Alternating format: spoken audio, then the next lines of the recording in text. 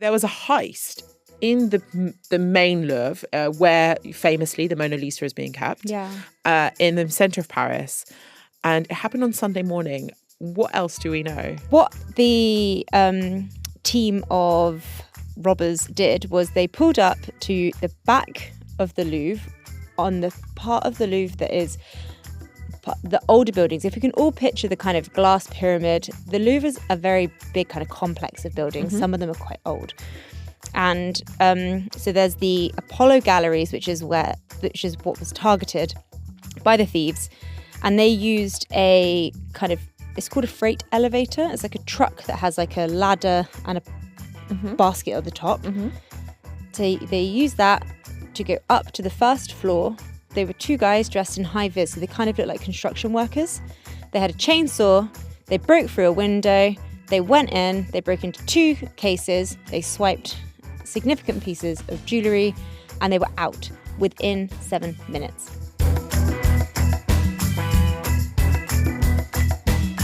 Hello, everyone. Today we're going to be speaking about a robbery, a heist at the Louvre in Paris. And we're going to be looking back at the career of Yousra, who has been honoured at the Gouna Film Festival. This is Culture Bites, coming to you every Thursday. I'm Enas Refaei. And I'm Farah Andrews. Hello. How are you? I know. There was no punchline there, but I like it. I haven't had any coffee, and yet I'm feeling quite... Do you get like that sometimes when you don't have coffee and you just feel very like springy? I just had are you ready for this? Peach chamomile tea. So I'm feeling zen. Oh, wow. It came all the way from Korea, from my lovely colleague, David Choosing. I've got something to say about fruit tea. Not into it? No, I'm not. I think the smell is always better than the taste. I'm going to give you one of these tea bags, hun. It was great. Oh, well, anything from Asia is usually very Korea good. knows what they're up to. Korea does know what they're doing, don't they? They do. I mean, my daughter is desperate to go to Korea for her double-digit birthday. Right. She's not going there because she can't afford it. Big dreams. I'm taking her to Cairo. It's big enough. Go show her the pyramids. Yeah. I would be psyched for that. She is C-pop. actually psyched. I said, should we invite your younger sister? Should we all go as a family? She was like, no. She wants it just to be the two of you. She's absolutely livid at the idea that even like her godmum could have come. She was like, no. It's just the two of you. Just the two of us. She's like, just mama. That's quite cute. It's quite cute. My mum and I took a trip when I turned 18. Really? Where did you go? New York. Oh. It was very fun. Was it? It was lovely, actually. A very special trip. Yeah, I feel like this is going to be really special. I've also been like absolutely like deep diving on like the best boutique-y hotels that are affordable in Zamalek. Zamalek's the place to be, apparently. I wish I knew. Well, I'm going to be here to tell you, but you're here to tell me something. We have had quite the week of announcements when it comes to the institutions of the UAE. Beautiful. My team has kept up with it incredibly well. I don't know how. I honestly think they have been refreshing the Abu Dhabi Media Office website and their Instagram. It has been pretty nonstop, but we have had 3 pretty big announcements in terms of the opening dates of 3 new museums. So we're going to start with the Al Museum because that's the soonest. That is actually opening this week. Day of podcast release, 24th of October, it will be open to the public. Nice. And so this is a renovated and extended museum. The museum is the oldest in the UAE. Oh, wow. But they've got a new wing and some new installations. And it really tells the story of the beginning of the UAE, parts of Sheikh Zayed's history, and the more specifically kind of speaks to Al Ain and its cultural significance. Oh, I in can't the UAE. wait. School trip. Yeah. I'm quite gutted because I wanted to go down on opening day, but I can't make it. There are too many things happening on October 24th. But it looks incredible. And one of our colleagues has already been, and he really rated it. Okay. So, yeah. More in the National. More. So much more to come. And then we have got the Natural History Museum, Abu Dhabi. That is one that I think everyone is really quite excited about opening on Saudi. I was just talking about this because I am fascinated with, obviously we know a lot of great architecture in Abu Dhabi on the Saadiyat Island, the cultural district. My husband works in the mapping of Saadiyat Island, and this building in particular is very boxy, very white. I cannot wait to see what's on the inside. So you know that building's been made to look like it's been carved into rock? Love it. So there's like a lot of like the way it's been built, and there's lots of trees kind of growing out of it. So it's so beautiful. I'm excited about what's going to be on the inside because it is like billions of years worth of history. And it's all, so this is the natural, I'm getting these all mixed up. The Natural History Museum is going to focus on what exactly? Natural history. Of this region? Yeah, most pertinently, yeah. So we are talking dinosaur bones, we are talking meteorites, we are talking a travelling triceratops exhibition that was announced this week. And so the other thing that was announced was the fact that the museum is opening on November 22nd. So that's very, very soon. That is very soon. That's the first of the very big openings over on Saadiyat Cultural District. And the final museum that is opening in this very exciting batch of museums is the Zayed National Museum. And now this is already an iconic building. I'm seeing it everywhere. I went to SeaWorld the other day and they had like the kind of the shape of the Zayed National Museum in the landscaping that they'd done inside of SeaWorld, which I thought was so quaint. So for the listener, it's fan-like, but it is actually representative of falcon feathers. Falcon feathers. And it's a very, very beautiful building. Yes, it is. And so that museum, it tells the story, not wildly dissimilar to the Al Ain Museum. It tells the story of the UAE. It tells the story really of like Sheikh Zayed, the founding father, his vision for this country, but not just kind of focused on Al Ain. It's really focused on the whole of the UAE. And that's on the 3rd of December, which... Does that coincide with National Day? It is the day after National Day. Thank you so much for observing that. National Day, it will be open for VIP previews, which makes perfect sense. Yes. And then the 3rd of December, which likely to be a holiday. So that's when the public will be able to go and visit. So exciting. So many exciting things to look forward to. And from those museums, we're going to speak about a sister museum. So if you have not seen in the news this week, well, yeah, my weeks are all mixed up. It's all a muddle. I work such strange hours. But the Louvre in Paris has experienced a heist, a robbery. Yes. And obviously it's of interest to us. We have a Louvre here, which is much, which this has not happened in. It's only happened in the one in Paris, so don't fret. So there was a heist in the main Louvre, where famously the Mona Lisa is being kept, in the centre of Paris. And it happened on Sunday morning. What else do we know? It has... Obviously, it's terrible. It's a robbery. It's not a good thing to have happened. No. But the fact that this has happened really has, one, just gripped the internet. And it's the kind of, how has this happened in a world where we think that these things are like so locked down and guarded. So yeah, there was, as you said, a robbery first thing in the morning on Sunday morning, but not too early, which is fascinating to me. It happened at 9:30, which is when the museum is open. Yeah. So the public are there.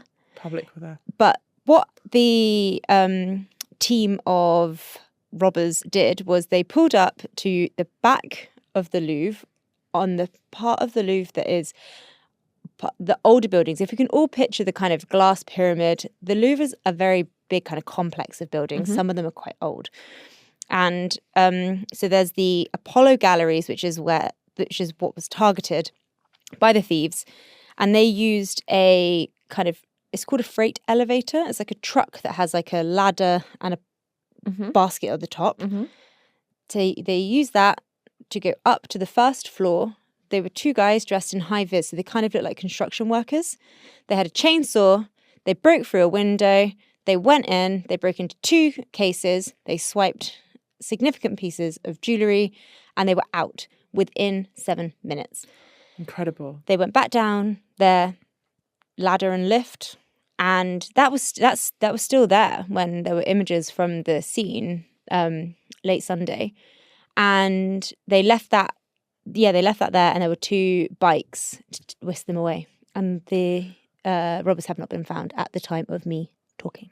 It just is so Hollywood. It's very Ocean's 11, Ocean's 8, Ocean's 12, whatever One it of the is. oceans. It's an ocean. It reminds me of when there was a robbery. I don't know if you remember, like a few years ago, there was a robbery at Hatton Gardens as well, where they dug underground, I think, and they got into gold and diamond safes. There's something that's just intriguing, and it always grips our imagination. Yeah. When we hear of these kind of thefts, because they're so brazen. Yeah, I think that's the perfect word for this. It's so brazen. I want to talk a little bit about what was actually stolen. Yeah. Because that is the thing that's the most fascinating. When we think of the Louvre, the Louvre is not just an art gallery. The Louvre is a museum. So they don't just, it's most famous for the Mona Lisa, but they have got historical artifacts from around the world and from France on display. And so that particular gallery contained an awful lot of 19th century jewellery. And so there were 9 items taken in total, 2 of which have already been discarded, by the way. Oh, wow. So they just found them like dropped on the street? One of them was a crown, and they obviously didn't want the crown. So that's already been recovered. But so some of the pieces include an emerald necklace given by Napoleon I to Empress Marie-Louise in 1810, which is set with 32 emeralds and more than 1,000 diamonds. A sapphire tiara owned by Queen Marie Amélie, France's last reigning queen, that was stolen, that has 24 sapphires and more than 1,000 diamonds. A belt ornament that is shaped like a bow that contains 2,400 diamonds. Wow. And a kind of tiara that is adorned with 56 emeralds and 1,354 diamonds. There is a lot of diamonds that I just mentioned. But it's not just about the diamonds. It's about the history and these specific pieces. They were obviously after very specific pieces. This is what I'm interested in, because you and I discussed this yesterday. Yeah. And I was musing on what happens to these now, because we have seen so many photographs of these pieces. People know what they look like. There isn't a market for them. There's obviously a black market. But you thought that there might be... This, I mean, even the police report suggests that the people behind this are professionals. 100%. And they probably have buyers. They probably know exactly where these are going to go. What fascinates me is that you cannot ever just show up to the Met Gala in one of these pieces, because do you remember anything that you wear that's significant? It's photographed. People are like, we know where that's from. It's spoken about. It's catalogued. And you will not be able to just wear these. But maybe if you're like a dark underworld crime master. Well, I read an interview with somebody who I'm fascinated, by the way, because I want to know more about this person, called Christopher Marinello, and he is a leading expert in the recovery of stolen works of art. What a job title. I know. And he suggests that they've already been melted down, because gold is more expensive now than it's ever been. So this is historic gold, and the stones are all extremely precious in their own right. And so he said, and I quote, there's a simple pattern here: smash, grab, melt it down as quickly as possible. Which is so interesting to me. And then the other thing that he said, I think this was in an interview with The Guardian. You may ask why thieves who want to steal expensive jewellery are breaking into a world-famous museum rather than the Cartier store. The answer's simple.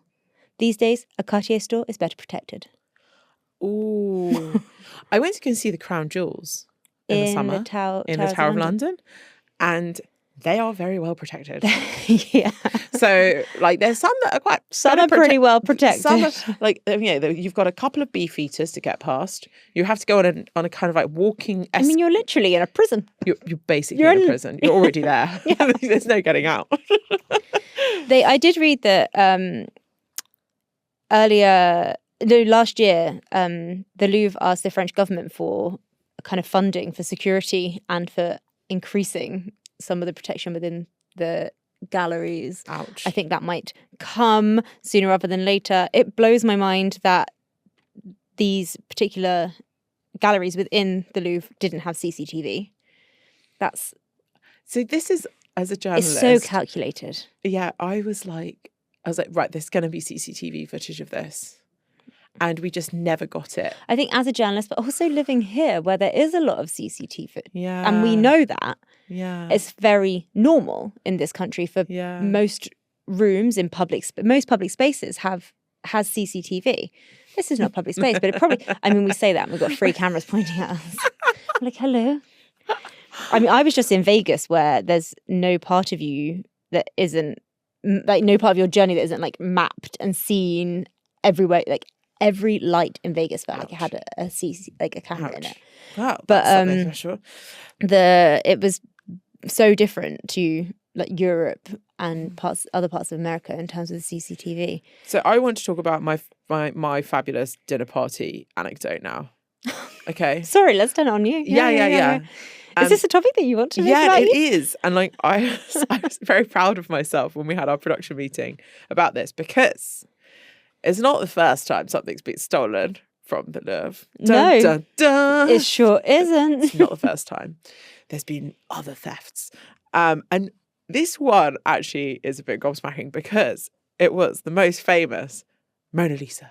It was stolen in 1911 by an Italian immigrant. It's wild. I love this story. He was like, why is this in France? It should be in Italy. He stole it and he took it back to Italy and it was recovered 2 years later.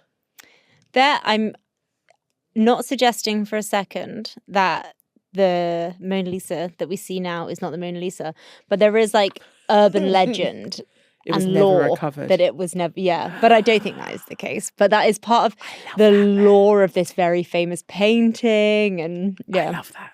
Can we just pretend that is true? No, because I love the idea that there's the family of this Italian guy are still living in Italy who just have it on their wall, and I love the idea of like Italian antiques roadshow. It's like a family just turn up and they're like, "Hey, we found this in our basement," and they're like, "Oh, sorry, is that the Mona Lisa?" Yes. I like the idea that in like a couple of generations' time, the jewellery that was stolen in this heist is going to be like, "This was in my grandma's collection." Yeah. And I'll be like, oh, it wasn't melted down like Christopher Marinello suggested. It's going to come back in like a few hundred years, surely. There's a museum that I tried to go to in the summer called the Isabella Stewart Gardner Museum in Boston. Yeah. I turned up very warm after walking all across Boston, only to be told that the museum was full. That went down like a lead balloon with Eddie, who was like, how's the museum full? It's really huge. But I liked that because it means that the space is respected and it's not too busy. But in the 90s, there was that gallery is kind of like a private collection gallery. Oh, interesting. And in the 90s, there was a pretty famous incident where just 2 men, just dressed as police officers, walked into the museum. They overpowered and tied up 2 guards and stole 13 works from the gallery, including one by Rembrandt, one by Manet, and the value is estimated at $500 million for that work. And some of those pieces have never been recovered. Empty frames still hang in the museum today as a reminder, which I think is quite powerful. Oh, very powerful. Another famous. Never found out who did it.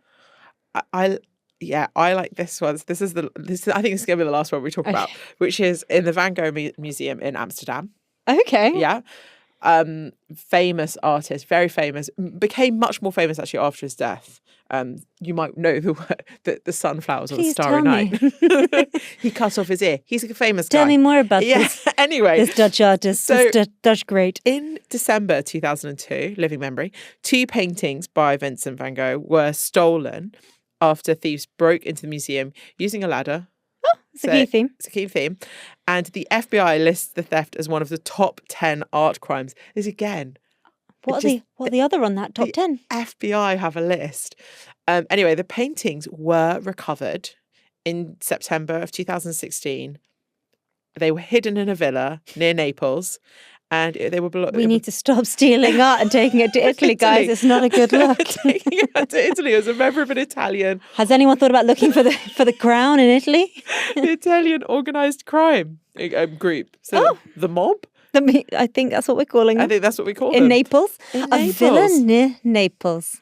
I think it's just fantastic. I love these stories. I have one more insight to end on, and I would like to pretend it's mine, but it's not. It's my good friend Christopher Marinello's. He said, why are people breaking into somewhere like the Louvre and stealing jewellery, not like a Picasso? Yeah. Because a Picasso has no value if it's damaged. Jewellery still does. Mic drop. Okay. That's like, but he's saying also that people are just stealing it to melt it down. That's like his not. point of view, yeah. Oh, it makes me kind of sad because it's also history lost. Of course I mean, it I is. think about Egypt and how much has been ransacked from that country. And like there's other places, like I'm sure loads have gone from Jordan. And it just makes me a bit sad because it's It is history. also quite fascinating that if you think about French history, especially with their royal family, like a lot of that didn't recover in terms of like the artifacts to do with the French royal family and like aristocracy and the bourgeois. So Fascinating times. And welcome back. So now we're going to speak a little bit about the Gouna Film Festival, which is its 8th year running. It's very nice. Gouna is an area of Egypt which is just on the Red Sea coast. Very beautiful. somewhere you've been recently. I had the privilege of going there earlier this year in May and saw the site of where they hold the film festival, which is a really beautifully like laid out, very, very cool, very chic. I've seen a lot about it on my Instagram this year. Everyone seems to be there this year. I've been quite jealous. I didn't want to blow my own trumpet, but I was invited. I couldn't go because it's just too busy here in the UAE. So I was like, there's too much happening. Sometimes you should just send these invites to me because I would have gladly gone. I think next year I'm definitely going to go. Based on what I've been seeing this year, I'll be on the plane to Gouna. So it's a star-studded ceremony and it draws in lots of talent from this region especially, but it's a way of like really showcasing the art and culture of our region overall. And the event this year wanted to highlight the iconic Egyptian actress Yousra for her 50-year career. She has been in some amazing Arabic films. She has acted in comedies, satires, and also like some with some like really famous actors like Adel Imam in Tayur Salam, which is The Birds of Darkness from 1995. You can check out her work. She's really smart, clever, very iconic in Egyptian culture. So it's nice that the Gouna Film Festival really chose to honour homegrown talent. Amazing. So you've mentioned Birds of Darkness, but are there any other kind of, if we wanted a bit of a cheat sheet to Yousra's career, what other films should we be pointing people towards? So there's also Alexandria Again and Forever, which was in 1989 film, which was set in 1987, which is during a strike by the Egyptian film industry. And the film follows Yahya, a renowned director portrayed by the director Youssef Chahine himself. So she's worked across like lots of different types of movies. She's also very famously been part of popular Ramadan TV series, which we all love. It's not going to be long until we're talking about them again. I know. Enas. I'm really excited about Ramadan, actually. Soraya Abdeen and The Betrayal of Ahad, which I think was on streaming platforms more recently. So she's a very renowned Egyptian actress. I do want to talk a little bit more about the Gouna Film Festival, though, because this year's theme was the cinema for humanity, and they had the UNHCR Global Goodwill Ambassador. So Kate Blanchett was there. Is that why you wanted to go? That's why I've mugged myself off not going. But yeah, so she attended one event, and something I wanted to kind of flag, something we've mentioned already, but Egyptian filmmaker Sarah Goha's film Happy Birthday was the opening film for the festival, and that is going to be Egypt's official submission for the Oscars. Yes. So I'm very excited about that film. Yeah, so am I. Yeah. I could have gone and seen that if I'd have gone to the festival. Yeah, you could have gone and seen that. Nothing but regrets. Yeah, we do talk about that film in one of our previous episodes. So if you have not heard about it, go back to our Oscar episode and hear about the submissions of different countries in the Middle East. But yeah, so this is going to, I think, again, as with all film events that are happening. There's a nod and a praise for film from Palestine as well. And this year, the festival also launched Window on Palestine, which it gives filmmakers in Gaza the space to tell their stories after the siege and devastation. Oh, wow. So it's more of a kind of collective that they are now launching as part of El Gouna, which I think is like really recommend. Like, I think that's what we should all be doing right now. Like, you know, and we're going to go through so much more of that. I'm afraid, I feel. And there are lots and lots of stories to be told, and we're going to keep hearing them.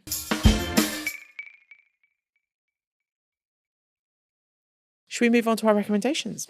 Please, would you like to give me your recommendation? This is so left, very left. Field or wing, or both.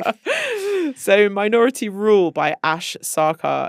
Are you familiar with her work? No, I'm not. She's kind of a bit of a pundit. Like she talks a lot online, often about like the state of economies and social justice. Okay. And I picked up this book because basically all of my apps were recommending this book to me, and I was like, I must have like fallen into some sort of like very left-leaning. You fall into a rabbit hole. Yeah, I've fallen into a very left-leaning kind of algorithm. I'm surprised I haven't seen this.